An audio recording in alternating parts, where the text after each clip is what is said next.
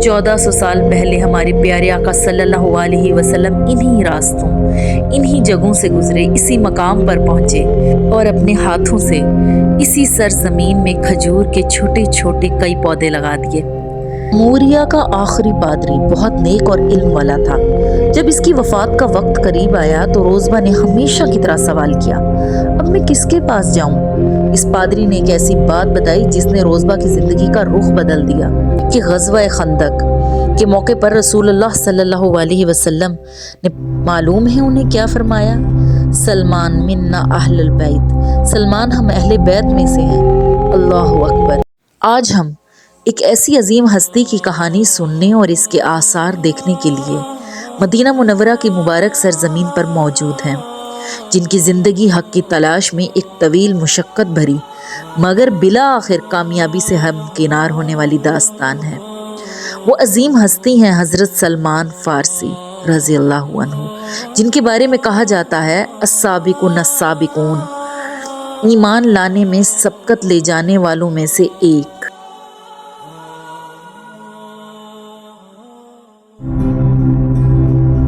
جی جیسا کہ آپ لوگ دیکھ رہے ہیں کہ ہم کھجوروں کے باغ کے قریب پہنچ چکے ہیں۔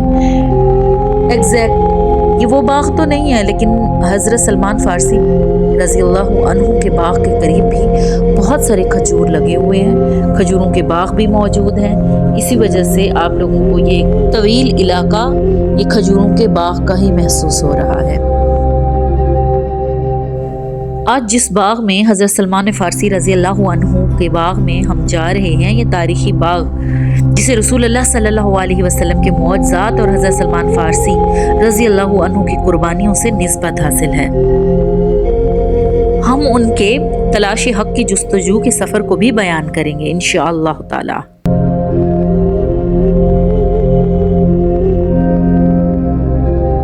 یہ آپ جو بورڈ دیکھ رہے ہیں براؤن کلر کا، بئر الفقیر جس پر لکھا ہوا ہے، اسی ایرو کی سائڈ پر ہی حضرت سلمان فارسی رضی اللہ عنہ ان کا باغ موجود ہے۔ ہم آگے چلتے ہیں انشاءاللہ اور پھر اسے دیکھتے ہیں۔ حضرت سلمان فارسی جیسے صحابی کی تلاش حق کے سفر کی جو جستجو ہے اس کو بتاتے ہوئے انشاءاللہ وہ باغ میں آپ کو دکھاتی ہوں جو خود رحمت للعالمین صلی اللہ علیہ وسلم نے اپنے دست مبارک سے لگائے تھے۔ سبحان اللہ۔ جی یہی وہ باغ ہے جس کی آپ زیارت کر رہے ہیں، یہ یہیں سے شروع ہو چکا ہے۔ ہم انشاءاللہ باغ کی طرف آگے بڑھ رہے ہیں، ساتھ ساتھ ہم ان کی ایمان افروز کہانی سنتے ہیں۔ حضرت سلمان فارسی کا اصل نام روزبہ تھا اور وہ ایران کے شہر اصفہان کے ایک گاؤں جئی میں پیدا ہوئے۔ ان کا تعلق ایک ایسے معزز اور دولت مند گھرانے سے تھا جو اپنے مذہب میں بہت شدت پسند تھا۔ ساتھ ہی ساتھ میں آپ کو یہ بتاتی چلوں کہ اس باغ کی طرف بڑھتے قدم ایک دل کی عجیب کیفیت ہوتی ہے۔ تصور کیجئے 1400 سال پہلے ہمارے پیارے آقا صلی اللہ علیہ وسلم انہی راستوں، انہی جگہوں سے گزرے، اسی مقام پر پہنچے اور اپنے ہاتھوں سے اسی سرزمین میں کھجور کے چھوٹے چھوٹے کئی پودے لگا دیے۔ بہرحال حضرت سلمان فارسی کے جو والد تھے وہ اپنے علاقے کے دہقان، جاگیردار اور آتش پرستوں کے مجسٹریٹ تھے۔ انہیں دنیا و مافیہ سے زیادہ عزیز رکھتے تھے۔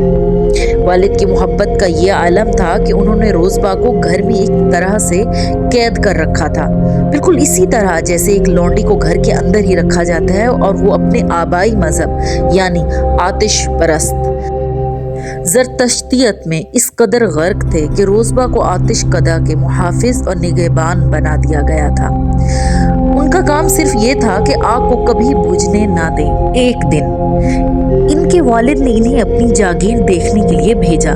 راستے میں روزبہ کا گزر ایک عیسائی گرجے کے پاس سے ہوا، چرچ۔ انہوں نے دیکھا کہ لوگ وہاں عبادت کر رہے ہیں۔ تجسس نے انہیں مجبور کیا کہ وہ اندر جا کر دیکھیں کہ وہ کیا کر رہے ہیں۔ عیسائیوں کی عبادت اور ان کی یکتا پرستی کا انداز روزبہ کو اپنے آتش پرست مذہب سے زیادہ دلکش اور حق کے قریب محسوس ہوا۔ انہوں نے پہلی مرتبہ اپنے اندر سے یہ آواز سنی کہ یہ مذہب تمہارے مذہب سے بہتر ہے۔ شام کو जब रोज़बा घर लौटे तो उन्होंने वालिद से अपने नए ख्यालात का इजहार किया। वालिद को ये सुनकर शदीद सदमा हुआ, क्योंकि ये उनके सदियों पुराने मजहब से बगावत थी। उन्होंने रोज़बा को अपने इरादे से बाज रखने की कोशिश की, मगर जब वो कामयाब ना हुए तो वालिद ने इनके पाँव में बेड़ियां डालकर इन्हें फिर से घर में कैद कर दिया। कैद की हालत में भी रोज़बा का दिल हक के लिए तड़पता रहा। उन्होंने किस तरह ईसाइयों को पैगाम भेजा कि जब शाम से कोई काफिला यहाँ से गुजरे तो इन्हें खबर दी जाए। जब एक काफिला आया तो उन्होंने बेड़ियां तोड़ी और बड़ी खुफिया तौर पर उनके साथ निकल खड़े हुए। उनका पहला पड़ाव शाम था। रोज़बा शाम पहुंचकर ईसाई पादरियों की खिदमत में रहना शुरू कर दिया। उनका पहला उस्ताद मोसिल का एक बड़ा आलिम था। फिर उसकी मौत के बाद उन्होंने वसीयत के मुताबिक यके बाद दीगरे कई शहरों का सफ़र किया। नसीबीन, फिर अमूरिया जो रूम का एक इलाका था। हर जगह वो एक पादरी की शागिर्दी इख्तियार करते, निहायत इखलास से इबादत करते, और जब पादरी की मौत का वक्त आता तो वो उनसे अगले नेक पादरी के बारे में पूछते। अमूरिया का आखिरी पादरी बहुत नेक और इल्म वाला था। जब इसकी वफात का वक्त करीब आया तो रोज़बा ने हमेशा की तरह सवाल किया, अब मैं किसके पास जाऊं? इस पादरी ने एक ऐसी बात बताई जिसने रोज़बा की जिंदगी का रुख बदल दिया। उसने कहा, अब सुनिए जरा, उस नेक पादरी ने कैसी अजीम सच्ची निशानियां बताई जिसके जरिए से एक नबी की पहचान आसान हो सकी। उसने कहा, बेटे, अब रोए ज़मीन पर कोई ऐसा शख्स नहीं बचा जिसके पास मैं तुम्हें भेज सकूं, मगर अब एक ऐसा वक्त आया चाहता है जब हिजाज यानी मक्का और मदीना की सरजमीन पर आखिरी नबी की बेइज्जत होगी। नबी की निशानियां होंगी। अच्छा, ये जो ट्यूबवेल की तरह आपको नज़र आ रहा है पानी, ये शायद बाद में इंतज़ाम किया गया है इस बाग को पानी देने के लिए और फिर इसके सारे इंतज़ाम के लिए। लेकिन जो अब मैं आपको विजुअल्स दिखा रही हूँ, ये वो बिर अल फ़कीर है जो हज़रत सलमान फ़ारसी के नाम से मंसूब किया जाता है।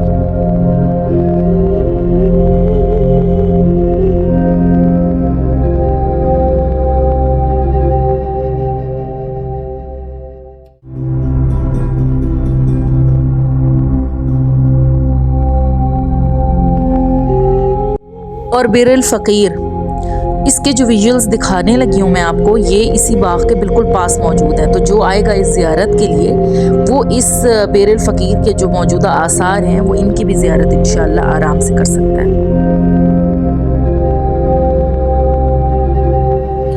1400 साल पहले के आसार, ये वही कुआं है जहाँ हज़रत सलमान फ़ारसी रज़ियल्लाहु अन्हु अपने हाथों से पानी भरते, खजूरों के पौधे सैराब करते और रसूलुल्लाह सल्लल्लाहु अलैहि वसल्लम से दीन सीखा करते थे। जी, अब हम वापस आते हैं हज़रत सलमान फ़ारसी रज़ियल्लाहु अन्हु की कहानी की तरफ, जिसमें उस नेक शख्स पादरी ने इनको 3 निशानियां बताई थी। नंबर 1, वो सदके का माल नहीं खाएंगे। नंबर 2, वो हदिया तोहफा यानी कबूल फरमाएंगे और खाएंगे भी सही। नंबर 3, उनके दोनों शानों के दरमियान मोहरे नबूवत होगी। ये सुनना था कि रोज़बा के दिल में एक नई उम्मीद जाग उठी। उनकी जिंदगी की सारी मुशक्कत, सारे सफर का मकसद अब एक ही था, इस आखिरी नबी की तलाश। अमूरिया के पादरी की वसीयत के बाद रोज़बा ने एक तिजारती काफिले से कहा कि वो इन्हें हिजाज की सरजमीन पर ले चलें। जब काफिला शाम और हिजाज के बीच एक मकाम वादी अल कुर्रा पर पहुंचा तो जालिम ताजरों ने रोज़बा को धोखा दिया। इन्हें पकड़कर एक यहूदी को गुलाम के तौर पर बेच दिया। अल्लाहु अकबर। हक की तलाश की कोशिश जारी है, पहचान तक नहीं है कि हक है कौन सा, और इस कदर मुशक्कत, इस कदर मेहनत। अल्लाहु अकबर। रोज़बा को कई यहूदियों के हाथों फरोख्त होना पड़ा। बिला आखिर मदीना का कबीला बनी कुरैज़ा के एक यहूदी ने इन्हें खरीद लिया और अपने साथ यसरब, जो बाद में मदीना कहलाया, ले आया। यूँ रोज़बा गुलामी की हालत में इस मुबारक शहर में पहुंचे जिसकी निशानी इन्हें अमूरिया में बताई गई थी। यहूदी मालिकों کہ غلامی میں روزبہ سخت محنت کرتے، خاص طور پر کھجور کے باغات میں۔ اس دوران انہیں خبر ملی کہ مکہ میں جس آخری نبی کا ذکر ہوا تھا وہ ہجرت کر کے یثرب تشریف لا چکے ہیں۔ یہ سن کر روزبہ کو لگا کہ ان کا سفر تکمیل کے قریب ہے۔ انہوں نے کھجوریں اکٹھی کی اور آپ صلی اللہ علیہ وآلہ وسلم کی خدمت میں پیش کر کے کہا، یہ صدقہ ہے۔ آپ صلی اللہ علیہ وسلم نے صحابہ کو دیا مگر خود نہیں کھایا۔ پہلی نشانی پوری ہوئی۔ اگلے دن انہوں نے دوبارہ کھجوریں پیش کی اور کہا، یہ ہدیہ ہے۔ آپ صلی اللہ علیہ وسلم نے قبول فرمایا اور صحابہ کے ساتھ تناول فرمایا۔ دوسری نشانی بھی پوری ہوئی۔ ایک موقع پر روزبہ رسول اللہ صلی اللہ علیہ وسلم کے پیچھے بیٹھے تھے اور اس انتظار میں تھے کہ کب اپنی چادر آپ ہٹائیں۔ جب آپ صلی اللہ علیہ وسلم نے کسی کام کے لیے پیٹھ پھیری تو روزبہ نے جھک کر آپ کے دونوں شانوں کے بیچ مہر نبوت کو دیکھا اور اسے چوم لیا۔ جب تینوں نشانیاں پوری ہوتے ہوئے اپنی آنکھوں سے دیکھ لیا تو روزبہ سجدے میں گر گئے اور ان کا دل گواہی دے اٹھا، اشہد ان لا الہ الا اللہ و اشہد ان محمدًا عبدہ و رسولہ۔ اسی وقت سے روزبہ اب سلمان فارسی بن گئے۔ حق کی تلاش کا سفر مکمل ہوا۔ حضرت سلمان فارسی رضی اللہ عنہ مسلمان تو ہو گئے لیکن ابھی بھی غلام تھے۔ انہوں نے آزادی کے لیے اپنی یہودی مالک سے مکاتبہ یعنی معاہدہ کیا۔ یہودی نے ان کے سامنے 3 ناممکن شرائط رکھی، وہ میں آپ کو بتاتی ہوں۔ نمبر 1، 300 کھجور کے پودے لگانا اور ان کا بار آور ہونا، یعنی وہ پھل بھی دینے لگے، اور یہ شرط اسی لیے تھی تاکہ ان کی زندگی لگ جائے۔ دوسری، 40 اوقیہ سونا۔ جانتے ہیں 40 اوقیہ سونا کیا ہوتا ہے؟ تقریباً 1.5 کلو گرام یعنی کہ سونا، یہ انہیں دینا تھا۔ حضرت سلمان فارسی نبی اکرم صلی اللہ علیہ وسلم کے پاس گئے اور انہیں یہ مشکل شرائط بتائیں۔ نبی اکرم صلی اللہ علیہ وسلم نے ان سے کھجوروں کے پودوں کو جمع کرنے کا کہا اور صحابہ کرام سے بھی فرمایا کہ اپنے بھائی کی مدد کرو۔ سب صحابہ جن سے ہو سکا 2-2 3-3 کھجوروں کے پودے لائے۔ پھر حضرت سلمان رضی اللہ عنہ کے سامنے یہ معجزہ رونما ہوا۔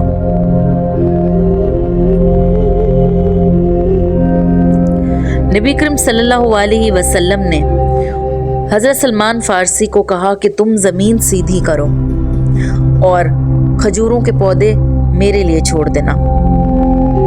نبی اکرم صلی اللہ علیہ وسلم نے اپنے دست مبارک سے وہ 300 کھجور کے پودے اپنے ہاتھ سے لگائے، سوائے ایک پودے کے جو حضرت عمر رضی اللہ عنہ سے لگنے میں غلطی ہوئی۔ باقی تمام پودے اللہ کے حکم سے فوراً پھل دینے لگے۔ رہے سونے کی ادائیگی تو ایک غزوہ میں آپ صلی اللہ علیہ وسلم کو ایک مرغی کے انڈے کے برابر سونا ملا۔ آپ نے یہ سونا حضرت سلمان کو دیا، جنہوں نے اسے حضرت علی رضی اللہ عنہ کی مدد سے پیس کر یہودی کو تول کر برابر دے دیا اور آزادی حاصل کر لی۔ جی، یہی وہ باغ ہے، مبارک باغ، جو آپ دیکھ رہے ہیں اس وقت، جہاں یہ معجزہ رونما ہوا اور آج بئر الفقیر یا بئر سلمان کے نام سے بھی جانا جاتا ہے۔ یہ اس بات کی زندہ نشانی ہے کہ اللہ اور اس کے رسول کی مدد ہر مشکل کو آسان کر دیتی ہے۔ حضرت سلمان فارسی رضی اللہ عنہ نے حق کے لیے اپنا گھر، خاندان، دولت اور اپنا وطن سب کچھ قربان کر دیا۔ ان کے اخلاص اور جستجو کا نتیجہ یہ نکلا کہ غزوہ خندق کے موقع پر رسول اللہ صلی اللہ علیہ وسلم نے معلوم ہے انہیں کیا فرمایا؟ سلمان منا اہل البیت، سلمان ہم اہل بیت میں سے ہیں۔ اللہ اکبر، یہ وہ بہت عظیم مقام ہے جو کسی غیر عرب کو آج تک عطا نہیں ہوا۔ اور پھر دیکھیے اللہ رب العزت نے بھی حضرت سلمان کی صدق دل کی اس طویل جستجو کا کیسا انعام فرمایا۔